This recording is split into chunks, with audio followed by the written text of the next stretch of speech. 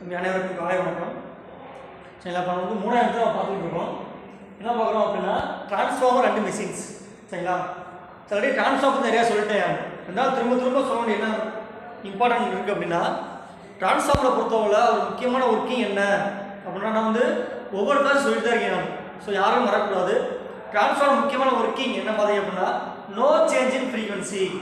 அதாவது நம்ம வந்து வோல்டேஜ் இருக்குது, கரண்ட் இருக்குது, ஃப்ரீக்வன்சி இருக்குது. ஸோ இதெல்லாமே ஏசிக்குள்ள இருக்க இது. சரிங்களா, ஸோ இதெல்லாம் இருக்கும்போது இந்த வரக்கூடிய வோல்டேஜ் கரண்ட்டாக வேணால் சேஞ்ச் பண்ணி கொடுக்குமே தவிர ஆனால் வரக்கூடிய ஃப்ரீக்வன்சியை மாற்றவே மாற்றாது, கேஸை மாற்றாது. இது வந்து ஒரு இன்புட் சைடு. டிரான்ஸ்ஃபார்மர் பார்த்தீங்கன்னா ஒரு இன்புட் சைடு, ஒரு அவுட்புட் சைடு.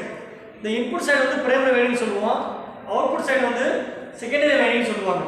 சரிங்களா, ஸோ பிரைமரி வைண்டிங் சைடில் வரக்கூடிய ஃப்ரீக்வன்சி தான் அதே ஃப்ரீக்வன்சி தான் செகண்டரி வைண்டிங் இருந்தும் அவுட்புட்டாக வெளில போகும் அப்படின்னு சொல்கிறாங்க. ஸோ நம்ம இதில் நமக்கு என்ன தெரியுது, ஃப்ரீக்வன்சியை டிரான்ஸ்ஃபார்மர் மாற்றவே மாற்றாது, நோ சேஞ்ச் இன் ஃப்ரீக்வன்சி. சரிங்களா, இப்போ இந்தியன் கவர்மெண்டோட ஃப்ரீக்வன்சி பார்த்தீங்கன்னா 50 ஹெர்ட்ஸ், 50 ஹெர்ட்ஸ். ஸோ இப்போ இன்புட் வரது 50 ஹெர்ட்ஸ் தான் டிரான்ஸ்ஃபார்மருக்கு, அதாவது அவுட்புட் வெளில போனது 50 ஹெர்ட்ஸ் தான். சரிங்களா, சரி, ஓகே. அந்த டைப் ஆஃப் டிரான்ஸ்ஃபார்மர் பார்த்தோம், step down transformer, step up transformer, ideal transformer. அப்படின்னா பார்த்தோம் கன்ஸ்ட்ரக்ஷன் ஆஃப் டிரான்ஸ்ஃபார்மர். 2 கன்ஸ்ட்ரக்ஷன் இருந்துச்சு, ஒன்று கோர் டைப், ஒரு செல் டைப் பார்த்தோம்.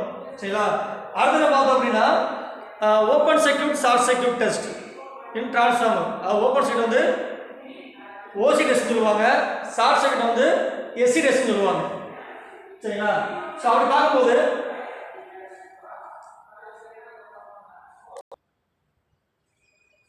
சரிங்களாப்பா, அதில் பார்த்தோம் ஓசி டெஸ்ட், எஸ்சி டெஸ்ட். அந்த ஓசினா ஓப்பன் சர்க்யூட் டெஸ்ட்டு, எஸ்சினா ஷார்ட் சர்க்யூட் டெஸ்ட். ஆனால் டிரான்ஸ்ஃபார்மர் பார்த்தோமா, ஒரு டயக்ராம் பார்த்தோமா, அது டிரான்ஸ்ஃபார்மர் சிம்பிள் இருந்துச்சு, அம்மீட்டர் இருந்துச்சு, வோல்ட்மீட்டர் இருந்துச்சு, வாட் மீட்டர் இருந்துச்சு, அப்புறம் இருந்துச்சு ஆட்டோ டிரான்ஸ்ஃபார்மர் இருந்துச்சு. சரிங்களா, அதான் என்னென்ன வேலை செஞ்சுன்னு சொல்லி பார்த்தோம். அது ஓசி டெஸ்ட்டு, எஸ்சி டெஸ்ட். சரிங்களா, அடுத்து என்ன பார்க்க போகிறோம் அப்படின்னா லாஸஸ் இன் டிரான்ஸ்ஃபார்மர். இப்போ ஆரம்பத்துலேருந்து சொல்லும்போது ஒரு சொல்லிட்டே வந்துட்டு இருந்தேன், டிரான்ஸ்ஃபார்மர் வந்து லாஸ் ஏற்படும். அந்த லாஸ் வந்து 2 விதமாக சொல்லுவாங்க, ஒன்று கோர் லாஸ், இன்னொன்று காப்பர் லாஸ். சரிங்களா, அந்த கோர் லாஸ்லேயே 2 விதமான லாஸ் இருக்குது, ஒன்று ஹிஸ்டீசிஸ் லாஸ், இன்னொன்று எடிகரண்ட் லாஸ். சரிங்களா, ஃபர்ஸ்ட் என்ன பண்ண போகிறோம் அப்படின்னா ஃபர்ஸ்ட் வந்து கோர் லாஸ் மட்டும் பார்க்க போகிறோம். இந்த கோர் லாஸ் வந்து கோர் லாஸ் சொல்லுவாங்க அல்லது அயன் லாஸ் சொல்லுவாங்க. கோர் லாஸ் சொல்லுவாங்க அல்லது அயன் லாஸ் சொல்லுவாங்க. இப்போ அது வந்து 2 விதமான லாஸ் கிடைக்குது. ஒன்று என்னன்னா எடிகரண்ட் லாஸ், இன்னொன்று வந்து ஹிஸ்டீசிஸ் லாஸ். இது எதை பொறுத்து இருக்கு அப்படின்னா, அதாவது இந்த கோர் லாஸும் இந்த ஹிஸ்டீசிஸ் லாஸும் எதை பொறுத்து இருக்கு அப்படின்னா வேற ஒன்றும் இல்லை, எப்படின்னா ஃப்ரீக்வன்சி பிஎம் என்ன அப்படின்னு சொல்றேன். அதாவது இங்கே எப்படின்னா ஃப்ரீக்வன்சி பிஎம் பவர் 1.6. சரிங்களா, பிஎம் பவர் 1.6 சொல்றாங்க. சரிங்களா, இங்க டி ஸ்கொயர், இங்க பிஎம் ஸ்கொயர். சரிங்களா, இப்போ எப்படி சொல்றேன் கவனிச்சுங்க. அதாவது கோர் லாஸ்ல வந்து 2 விதமான லாஸ் கிடைக்குது, ஒன்று எடிகரண்ட் லாஸ், ஒன்று ஹிஸ்டீசிஸ் லாஸ். இந்த 2 லாஸும் எதனால ஏற்படுது அப்படின்னா நம்ம டிரான்ஸ்ஃபார்மர் கோர் ஃபிட் பண்றோம் பார்த்தீங்களா, அந்த இ கோர் ஐ கோர்னு சொல்லிக்கல, அந்த கோர் ஃபிட் பண்ற மூலியமா அந்த ஃப்ளக்ஸ் எப்படி போகுது, பிரைமரி வைண்டிங் இருந்து கோர் மூலியமா தான் செகண்டரி வைண்டிங் போகுது, கோர் மூலியமா தான் செகண்டரி வைண்டிங் போகுது. ஸோ அப்போ அந்த கோர் என்ன ஆகுது, ஹீட் ஆகுது. அந்த கோர் என்ன ஆகுது, ஹீட் ஆகுதுன்னு சொன்னேன். அந்த ஹீட்டை வச்சு தான் என்ன பண்ணாது, உனக்கு லாஸ் கிடைக்குது. அப்போ எவ்வளோ ஹீட் ஆகும், எந்த மாதிரி ஹீட் ஆகும்னு பார்க்கும்போது எதை பொறுத்து இந்த ஃப்ரீக்வன்சி கிடைக்குது, எதை பொறுத்து லாஸ் கிடைக்குது அப்படின்னா எடிகரண்ட் லாஸை பொறுத்தவரை எஃப்னா ஃப்ரீக்வன்சி, பிஎம்னா என்ன அப்படின்னா மேக்ஸிமம் ஃப்ளக்ஸ் டென்சிட்டி. எஃப்னா மேக்ஸிமம் ஃப்ளக்ஸ் டென்சிட்டி. இங்க எஃப்ன்றது ஃப்ரீக்வன்சி, டீன்றது டைம். சொல்லக்கூடிய போகுது, அதாவது ஒரு கோர்ல போகக்கூடிய ஃப்ளக்ஸ் அந்த அதோட டென்சிட்டி, அதான் பிஎம், அதான் மேக்ஸிமம் ஃப்ளக்ஸ் டென்சிட்டி. சரிங்களா, அது இன்டர்னல் ஃப்ரீக்வன்சி. அது 50 ஹெர்ட்ஸ் ட்ரான்ஸ்ஃபர் ஆகல, பிரைமரி வைண்டிங் என்னது செகண்டரி வைண்டிங்க்கு நாம ட்ரான்ஸ்ஃபர் ஆகல. சரிங்களா, ஸோ அந்த ஃப்ரீக்வன்சியை பொறுத்தும் மேக்ஸிமம் ஃப்ளக்சுவேஷனை பொறுத்தும் அந்த டைம், அந்த டைமை பொறுத்தும் என்ன பண்ணாது, எடிகரண்ட் லாஸ் கிடைக்குது. அதே மாதிரி ஹிஸ்டீசிஸ் பார்க்கும்போது எஃப்னா ஃப்ரீக்வன்சி, பிஎம்னா மேக்ஸிமம் ஃப்ளக்ஸ் டென்சிட்டி. இதை பொறுத்து தான் உங்களுக்கு எடிகரண்ட் லாஸும் ஹிஸ்டீசிஸ் லாஸும் உருவாகும்னு சொல்றாங்க. சரிங்களா, ஸோ இது என்ன சொல்லலாம் அப்படின்னா பார்க்கும்போது கடைசியில் வந்து PI, அதாவது PI னா அயன் லாஸ். அயன் லாஸ் சொல்லலாம் அல்லது கோர் லாஸ் சொல்லலாம். சரிங்களா? இது எதை பொறுத்து கிடைக்குது அப்படின்னா eddy current loss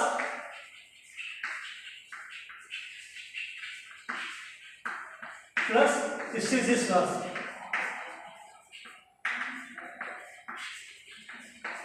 eddy current loss plus hysteresis loss. இது என்ன சொல்றாங்க அப்படின்னா ரெண்டு சேர்ந்து வந்து கான்ஸ்டன்ட் லாஸ் சொல்றாங்க. அதாவது ஒரு டிரான்ஸ்ஃபார்மர் வந்து என்ன லாஸ் ஏற்படுது, எடிக்கல் லாஸ் ஏற்படுது, ஹிஸ்டெரிசிஸ் லாஸ் ஏற்படுது. இந்த இதோட லாஸ் பார்த்தீங்க அப்படின்னா கான்ஸ்டன்ட் தான்.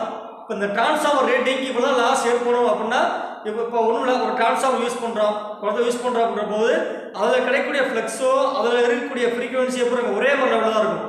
சரிங்களா? ஸோ அதில் ஏற்படக்கூடிய லாஸ் எப்படி இருக்கும், ஒரே மாதிரி தான் இருக்கும். அப்போ எடுக்கிற லாஸோ ஹிஸ்டெரிசிஸ் லாஸ் சேர்ந்தீங்கன்னா அது கான்ஸ்டன்ட் லாஸ், அதாவது ஒரு நிலையான லாஸ். இப்போ லாஸ் ஏற்படும் கடைசி வரைக்கும் அதே லாஸாக ஏற்படும். சரிங்களா? அதான் ரெண்டு சேர்ந்து கிடையாது, கான்ஸ்டன்ட் லாஸ் சொல்லியிருக்காங்க. இது எப்படி குறைக்கிறது அப்படின்னா ஏற்கனவே சொல்லியிருக்கேன். இந்த ரெண்டு லாஸ் எப்படி சார் குறைக்கிறது, லாஸ்ட்னா வேஸ்ட்டாக போடுறது தானே பவர். சரியா? அதை நம்ம குறைக்கணும்.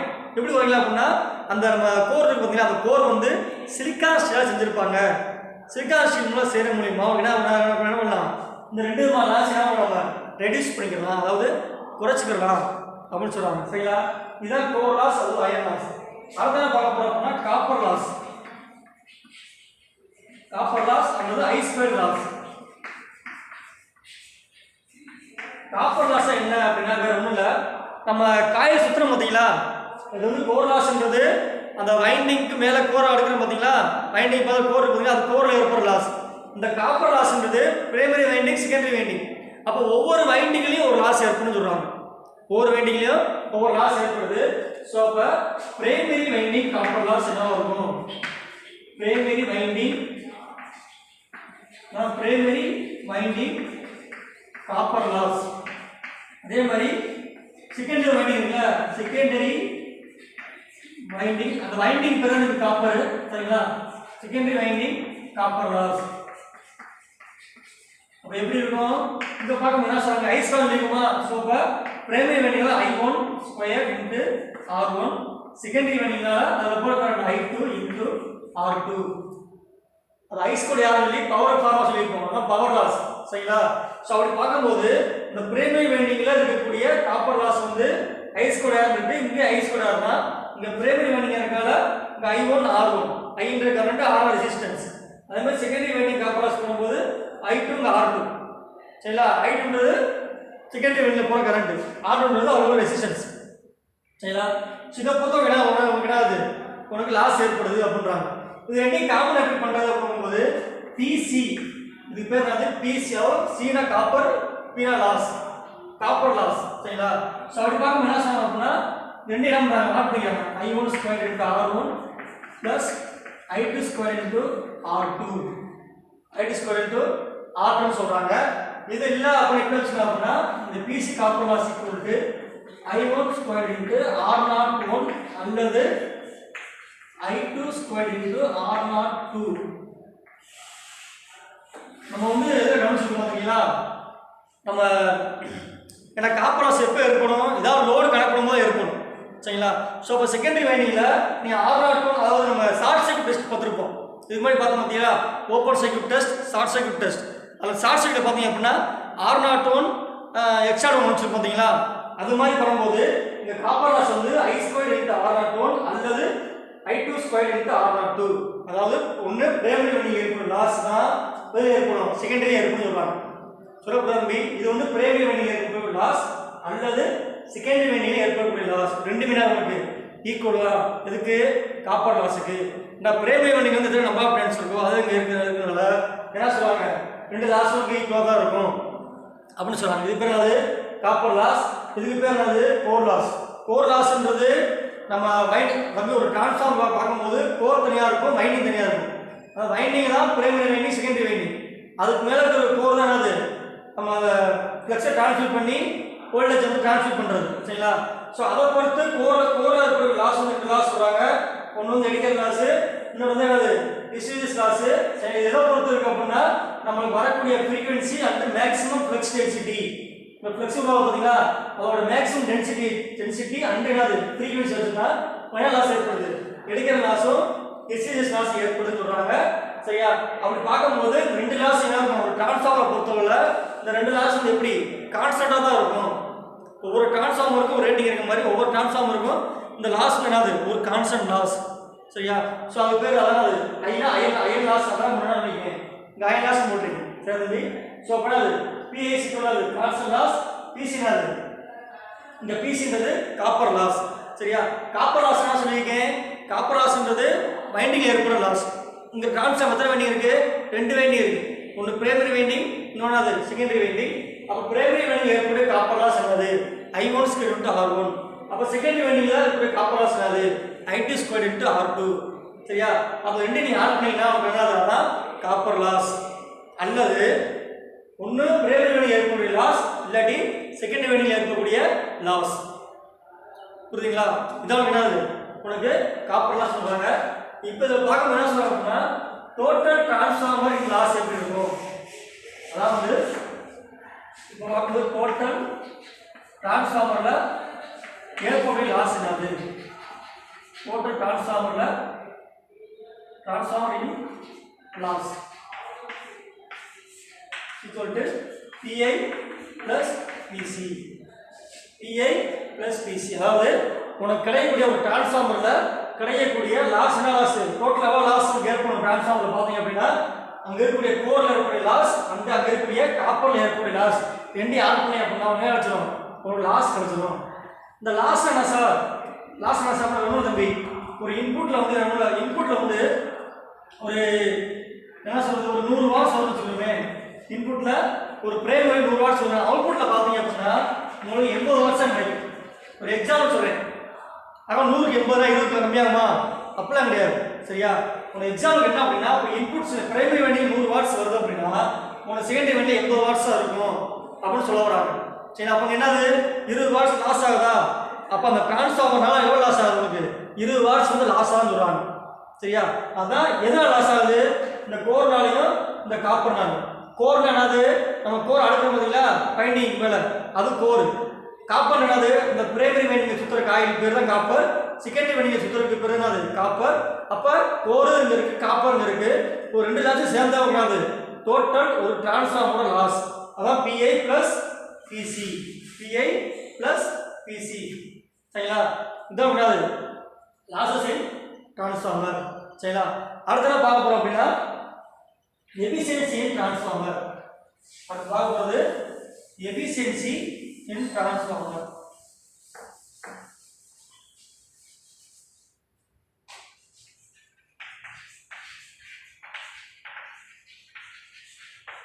efficiency in transformer.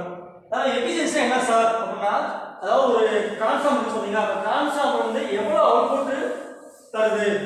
ஒவ்வொருக்கும் பாத்தீங்க அப்படின்னா நம்மளோட அவுட்புட் ரேட்டிங் எவ்வளவு சொல்லுவாங்க? 100% சொல்லுவாங்களா?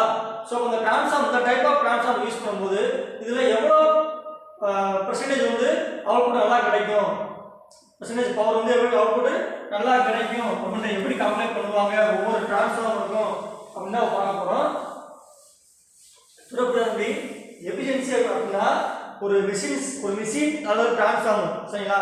அதுல வந்து எவ்வளோ அவுட்புட் வந்து நல்லா கிடைக்கும், எவ்வளோ பெர்சன்டேஜ் நல்லா கிடைக்கும். நமக்கு எவ்வளோ கிடைக்கும்னா இப்போ 100% ஒவ்வொரு மிஷினும் 100% தான் வேலை செய்யுன்றது உத்தரவாதம் கிடையாது. அப்போ 90% என்ன பண்ணணும்? நம்ம நல்லா ஒர்க் பண்ணால் மட்டும்தான் அந்த மிஷின் நம்ம என்ன பண்ண முடியும்? யூஸ் பண்ண முடியும். சரியா?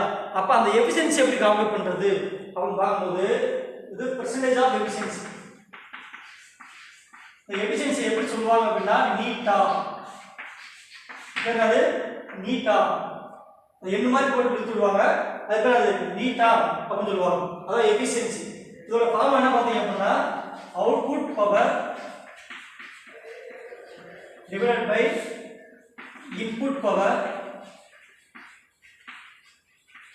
Into 100. Output power divided by input power into 100. சரிங்களா? இப்போ பவருக்கு என்ன ஃபார்முலா உங்களுக்கு? ஃபார்முலா இப்போ அவுட்புட் பவருக்கு என்ன ஃபார்முலா? பவருக்கு என்ன ஃபார்முலா? அவுட்புட் பவருக்கு என்ன ஃபார்முலா உங்களுக்கு? VI cos phi. இதான் ஃபார்முலா உங்களுக்கு. ஒரு ஃபார்முலா பவர் சிங்கிள் பேஸ் பவருக்கு உங்களுக்கு ஃபார்முலா அது VI cos phi. ஆனா இங்க பார்க்கும்போது நமக்கு அவுட்புட் பவரா இருக்கனால சாரி அவுட்புட் பவராக இருக்கிறதுனால அவுட்புட் பவர் எங்கே கிடைக்கும்? செகண்டரி வண்டியே கிடைக்கும். இங்கே கிடைக்கும். இன்புட் பவர் வந்து பிரைமரி வைண்டி, அவுட்புட் வராது செகண்டரி வைண்டி. அப்போ செகண்டரி வண்டி என்ன? V2 I2 cos ∅2. அது செகண்டரி வண்டியில் அவுட்புட் கிடைக்கிறதுனால நான் இன்புட் சைடு தான் சொல்லியிருக்கேன். ஒரு டிரான்ஸ்ஃபார்மர் பொறுத்தவரை இன்புட் சைடு வந்து பிரைமரி வைண்டி, அவுட்புட் சைடு வந்து செகண்டரி வைண்டி. ஸோ அந்த ரெண்டு பவர் இங்கே இருக்கிறதுனால என்ன பண்ணுறாங்க? தனியாக மென்ஷன் பண்ணி காமிச்சாங்க. நம்மளுக்கு ஃபார்முலா சிங்கிள் பேஸ்க்கு VA cos ∅ தான். இருந்தாலும் என்ன பண்ணுறோம்? செகண்டரி கிடைக்கிற பவர்னால V2 I2 cos ∅2 அப்படின்னு போட்டுடலாம். சரிங்களா? அடுத்து பார்க்கும்போது இன்புட் பவர். இப்போ இன்புட் பவர் எப்படி பிரிப்பாங்க? இன்புட் பவர் எப்படி பிரிப்பாங்க அப்படின்னா, இப்போ இன்புட் வருது, அந்த இன்புட் நம்ம யூஸ் பண்ண போகிறது ஏதோ வேலை செய்ய என்ன பண்ணுறோம்? அவுட்புட் கொடுத்து அவுட்புட் என்ன பண்ணுறோம்? வெளில கொண்டு போகிறோமா? ஸோ பார்த்தீங்கன்னா அதுக்கு இன்புட் பவர் ஈக்குவல் இதுலேருந்து வெளில போகக்கூடிய அவுட்புட் பவர் பிளஸ் என்னது? Iron loss plus copper loss. புரியுதா? இன்புட் பவர் இப்போ சொன்னல, ஒரு 100 வாட்ஸ் வந்து இன்புட் சைடு கிடைக்குது அப்படின்னா அவுட்புட் எவ்வளோ போகும்? 80 வாட்ஸ் தான் போகும். அப்போ அவுட்புட் 80, லாஸ் 20. எப்படி ஆட் பண்ண முடியாது? இன்புட் பவர் கிடைச்சிருமா? கிடைக்குமா கிடைக்காதா? சரியா? எக்ஸாம்பிள் வேற ஒன்றும் இல்லை. இப்போ நம்ம ஒரு டேமோ தண்ணி வந்துடும் அப்படின்னா 2 வாங்கி ஒருத்தர பிரியுது. பிரியும் போது அதை தண்ணி டென்சிட்டி எப்படி பார்ப்பீங்க? நீங்கள் எவ்வளோ தண்ணி வைக்கணும்னு பார்ப்பீங்க. அந்த 2 தண்ணி பிரிய இடத்துல எவ்வளோ தண்ணின்னு பார்ப்பீங்கல்ல. ஸோ அப்போ 2 டேம் நீங்கள் ஆட் பண்ணிக்கிறீங்களா? ஆட் பண்ணவே மாட்டீங்களா? அதே மாதிரி தான் இன்புட் வந்து என்னது? ஒரு டேம் மாதிரி இதை அது 2 இடத்துல பிரிய மாதிரி வச்சுக்கோங்க. ஸோ அந்த அவுட்புட் போகிறது உனக்கு அவுட்புட் வெளில போகிறது இது லாஸ் ஆகுது. சரிங்களா? ஸோ இப்போ அவுட்புட் பவர் இந்த லாஸ் ப்ளஸ் லாஸ் இது ரெண்டு நீங்கள் ஆட் பண்ணீங்க அப்படின்னா என்ன கிடைச்சிடும்? உனக்கு இன்புட் பவர் கிடைச்சிடும். ஸோ அப்போ அவுட்புட் பவருக்கு உங்களுக்கு ஃபார்முலா தெரியுமா? என்ன? அப்போ இன்புட் பவர் ஈக்குவல் அவுட்புட் என்ன ஃபார்முலா போட்டுருக்கோம்? V2 I2 cos ∅2. இந்த PA என்பது கான்ஸ்டன்ட் லாஸ், அதை ஒன்றுமே பண்ண முடியாது. சரிங்களா? இந்த PC என்ன பண்ணாங்க? I2 squared into R02. I2 squared into R02. இந்த ஃபார்முலா அப்போ என்ன பண்ணுறாங்க அப்படின்னா இந்த ஈக்குவேஷன் வந்து அப்ளை பண்ண போகிறாங்க. therefore percentage of efficiency eta equal to மேல என்ன ஃபார்முலா இருக்கு? Output power. அப்போ என்ன பண்றோம்? V2 I2 into cos ∅2 divided by கீழ இருக்கு இன்புட் பவர். இன்புட் என்ன போடுறாங்க? ஒரு ஃபார்முலா போடுறோமா? அப்படியே கீழ போடுங்க. V2 I2 into cos ∅2 plus PI என்பது அயர்ன் லாஸ் அல்லது கோர் லாஸ் சொல்லுவாங்க. இது என்னது? இது வந்து காப்பர் லாஸ் into 100. இது என்னது? percentage of efficiency in transformer. டிரான்ஸ்ஃபார்மர்ல எவ்வளவு எஃபிஷியன்சி கால்குலேட் பண்றது அப்படின்ற பார்க்கறது இது ஒரு ஃபார்முலா. சரிங்களா? அடுத்து என்ன பார்ப்போம் அப்படின்னா ரெகுலேஷன் ஆஃப் டிரான்ஸ்ஃபார்மர்.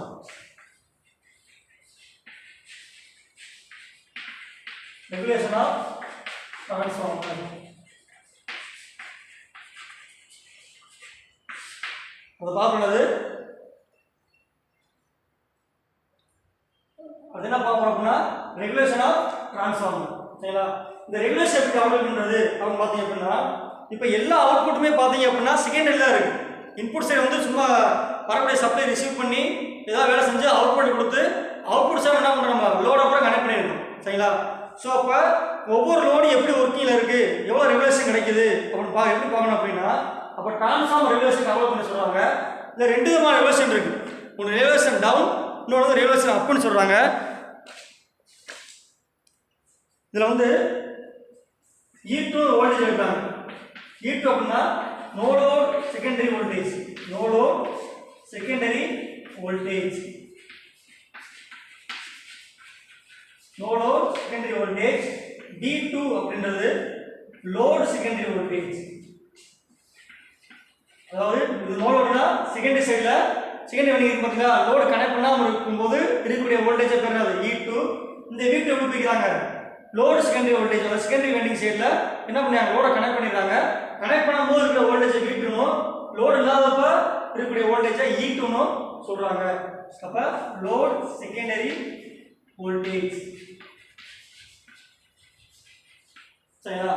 அப்படி பார்க்கும்போது என்ன சொல்றாங்க அப்படின்னா ஃபர்ஸ்ட் ரெவல்யூஷன் டவுன் பார்க்கணும்.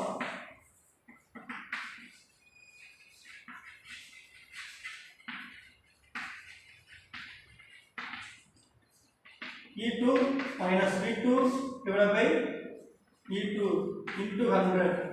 Regulation down, regulation up அப்படின்னா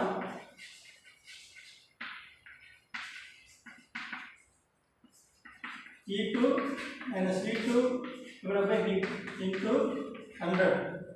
அதாவது இங்க ரெண்டு விதமான ரெகுலேஷன் இருக்குது. ஒன்று பார்க்க ரெகுலேஷன் டவுன், ரெகுலேஷன் அப். அதாவது லோடு கனெக்ட் பண்ணாமல் இருக்கும்போது, நோ லோடா இருக்கும்போது கால்குலேட் பண்ற ரெகுலேஷன் பேர் என்னது? Regulation down. லோடு கனெக்ட் பண்ணதுக்கு அப்புறம் கால்குலேட் பண்ற வோல்டேஜ் பேர் என்னது? ரெகுலேஷன் பேர் என்னது? ரெகுலேஷன் அப்னு சொல்றாங்க. சரியா? அந்த E2 மைனஸ் V2ன்றது E2 என்ன சொல்லிட்டேன்? லோடு கனெக்ட் பண்ணாமல் இருக்கும்போது இருக்கக்கூடிய செகண்டரி வோல்டேஜ். V2ன்றது லோடு கனெக்ட் பண்ணதுக்கு அப்புறம் கிடைக்கக்கூடிய செகண்டரி வோல்டேஜ். சரிங்களா? ஸோ ரெண்டு வோல்டேஜ் என்ன பண்ணாங்க?